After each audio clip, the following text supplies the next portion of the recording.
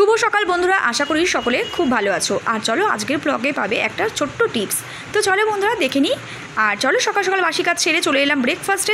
চলো পাস্তা বানিয়ে নিয়েছিলাম আজকে ব্রেকফাস্টে সকলের জন্য। তো চলো বন্ধুরা, মেয়ে আজকে আর স্কুল গেল না, একটু শরীরটা খারাপ ছিল বলে। আর চলো ছোটো মেয়ে কার্টুন দেখছিল, তো চলো ওই ঘরে চলে গেল পাস্তা খাবে বলে। তো চলো তাই জন্য টিভিটা অফ করে দিয়েছি। দেওয়ার পর চলে এলাম, দেখতে পাচ্ছ বাসি কাজ সমস্ত সারা গোছানো কমপ্লিট হয়ে গেছে। রাধা মাধবের দর্শন করে দিলাম। আর এইদিকে দেখতে পাচ্ছ মুদিখানার মাল লিখেছিলাম, তো সেই জিনিসগুলোর জন্যই আমি সব এই কাগজটা সমস্ত সব লিখে গুছিয়ে রেখেছি। আর কিছু জিনিস লেখা বাকি আছে এখনও। আর চলো জামা কাপড় সমস্ত সব কাচা ধোয়া কমপ্লিট হয়ে গেছে, এগুলো যাবো গুছিয়ে ছাদে মেলতে। আর চলো ছোটো মেয়েকে খেতে দিয়ে দিয়েছি, তো ওরাও খেয়ে বলছে মা, আর ও বলছে বন্ধুরা তোমরা কি খাবে, তোমাদেরও আশা করি ভালো লাগবে ও বলছে। আর দেখো তাই জন্য বড় মেয়ে ওকে একটু আদর করে দিচ্ছে। আর চলো এদিকে দেখতে পাচ্ছি জামা কাপড়গুলো নিয়ে নিলাম, সিঁড়ির মধ্যে রেখে দিয়েছি গুছিয়ে বাথরুম থেকে বের করে। আর দরজাটা বন্ধ করে দিলাম। আর দেখতেই পাচ্ছ এখানে আগের দিনের কিছু জামা কাপড় ছিল, সেগুলো সমস্ত সব ভাঁজ করে গুছিয়ে রেখে দিয়েছি সকাল সকাল উঠে। আর এদিকে দেখো আকাশটা তখনও কি সুন্দর, আকাশটা ঝলমল করছে। আর এদিকে দেখো পাস্তাটা একটু আমিও খেয়ে নিলাম। আর দেখো তোমার দাদাভাই ফ্রিজ থেকে আজকে বরফ বার করেছে। আর জানো বন্ধুরা, আজকে আমার বড় মেয়ের কাছ থেকে একটা নতুন টিপস পেলাম। তো আশা করি অনেক দিন থেকে জানা ছিল, তবু যদিও আমরা করি না, মানে সেটা ইউজ করি না আমাদের নিজেদের ক্ষেত্রে। আর দেখো বড় মেয়ে বললো মা এই চলো এটা দিয়ে আইস রোলারের কাজ করা যাক। আর দেখো ছোটো মেয়ে এখানে দুষ্টমি করছে, খেয়ে হাত মুখ ধুতে এসেছিলো। আর চলো মেয়ে আইস রোলের কাজ করলো, সেই মুখের মধ্যে ও লাগিয়ে নিল। আর সত্যি দেখলাম সত্যি অসাধারণ গ্লো করছে মুখটা। ওর সঙ্গে সঙ্গে আমি নিজেও করে নিলাম সেটা। আর চলো সমস্ত বাসন টাসন ধুয়ে নিলাম যা যা ছিল। আর হাঁড়ি টাড়ি সমস্ত সব মাজা ঘষা কমপ্লিট হয়ে গেছে, ধোয়া কমপ্লিট। আর চলো এদিকে ফ্রিজ থেকে মাছগুলো বের করে নিলাম, কাতলা মাছ সাথে রয়েছে চিংড়ি মাছ, এগুলো সমস্ত সব ধুয়ে নুন হলুদ মাখিয়ে গুছিয়ে ফিরে আসছে। এদিকে চলো বাসন মাজার সাবান শেষ হয়ে গেছিলো, তো বিমবার সাবানটা বের করে নিলাম। আর চলো দেখতেই পাচ্ছ এখানে সমস্ত সব গুছিয়ে নিলাম। আর দেখতেই পাচ্ছ আর এদিকে চালটা নিয়ে নিলাম হাঁড়িতে, চালটা নিয়ে ভালোভাবে ধুয়ে ভাত বসিয়ে দেবো বন্ধুরা। তো আজকে একটা ছোট্ট টিপস তোমাদের সঙ্গে শেয়ার করলাম বন্ধুরা, কেমন লাগলো অবশ্যই জানাবে কমেন্টের মাধ্যমে। তো তোমরাও চাইলে এভাবে বরফ দিয়ে অবশ্যই করতে পারো, তো স্কিনটা বেশ গুলো করবে। আর এদিকে দেখতে পাচ্ছ এখানে দেখো আমি মাছের জন্য পেঁয়াজ আর পটল চিংড়ির জন্য আলু কেটে গুছিয়ে রেখে দিয়েছি।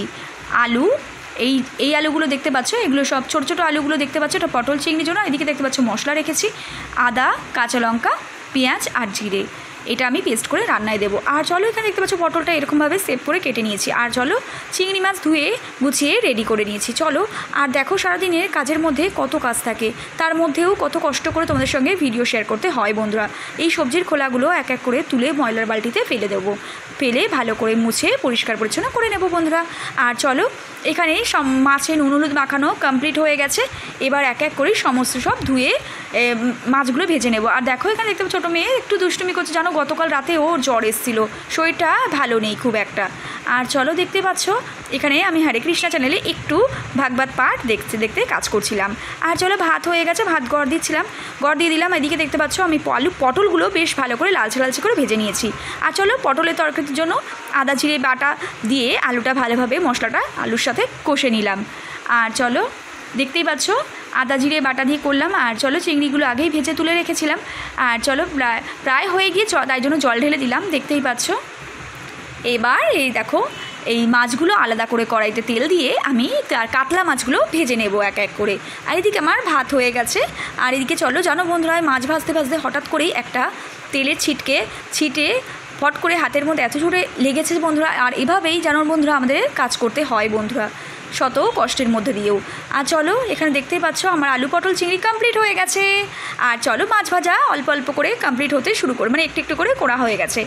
আর দেখো এখানে দেখতে পাচ্ছ আমি মাছের জন্য তেজপাতা সাদা জিরে আর পেঁয়াজ, কুচনো পেঁয়াজ আর লম্বা করে আলু কেটেছিলাম, সেটা ফ্রাই করে নিচ্ছি। আর এদিকে মাছের জন্য মশলা আদা জিরে হলুদ কাশ্মীরি লঙ্কার গুঁড়ো আর জিরের গুঁড়ো, সেটা ভালোভাবে দিয়ে দিলাম। মশলাটা ভালোভাবে কষে নিতে হবে বন্ধুরা। আর আমি এইভাবেই আলু দিয়ে করে থাকি বন্ধুরা, আজ আর পটল দিয়ে করলাম না। আর বন্ধুরা দেখো মাছের ঝোলে আমি জল দিয়ে দিলাম, দেখতেই পাচ্ছ মাছের ঝোলটা প্রায় কমপ্লিট হয়ে গেছে। লবণ দিয়ে এবার জল দিয়ে ঢাকা দিয়ে দেবো। আর দেখতেই পাচ্ছ মাছ ভাজাও হয়ে রয়েছে, এবার এই মাছ ভাজাগুলো আমি ওর মধ্যে দিয়ে দেবো। দেখতেই পাচ্ছ মশলাটা আমি কষছি। আর এবার মশলাটার মধ্যে জল দিয়ে দিলাম, দেখতেই পাচ্ছ। আর বন্ধুরা আমার ভিডিওতে যারা কমেন্ট করো যে দিদি ভাইরা, তাদেরকে অসংখ্য অসংখ্য ধন্যবাদ। তোমরা আরও দেখো আমাদের ভিডিও, আর আমাদের এভাবে অনেক অনেক দূর এগিয়ে নিয়ে যেও বন্ধুরা। এটুকুই তোমাদের সঙ্গে বলবো বন্ধুরা। আর ভিডিওটা ভালো লাগলে অবশ্যই লাইক করে দিয়ে অবশ্যই চ্যানেলটাকে সাবস্ক্রাইব করে বেল নোটিফিকেশানটা অন করে রেখো। আর আজকের মেনুতে ছিল ভাত, পাতিলেবু, পটল চিংড়ি আর কাতলা মাছের কালিয়া। তো চলো বন্ধুরা, দেখতেই পাচ্ছ। আর একটু আগের দিনের একটু ডাল ছিল বন্ধুরা, মুসুর ডাল সেদ্ধ ইন্ডাকশানে একটু গরম করে নিচ্ছি ছোটো মেয়ের জন্য। চলো বন্ধুরা, সুস্থ থেকো, ভালো থেকো, অল টাইম হ্যাপি থেকো, আর আমাদের ভিডিও দেখতে থেকো। টাটা বন্ধুরা।